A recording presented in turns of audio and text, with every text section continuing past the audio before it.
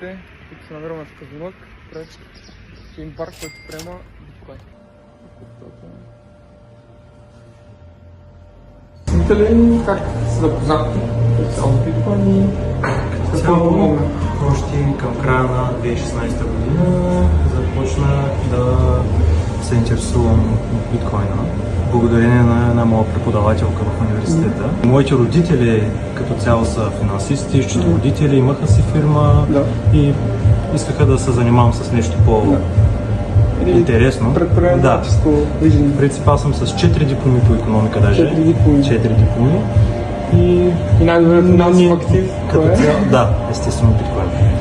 С един мой много добър приятел, той ми е като брат, и двамата с него много обичам да пушим наргилета. И по време стоя си на компютъра, работя си, правим си проекти и си пушим наргилета и викаме, що да не си отворим едно барче. И аз тогава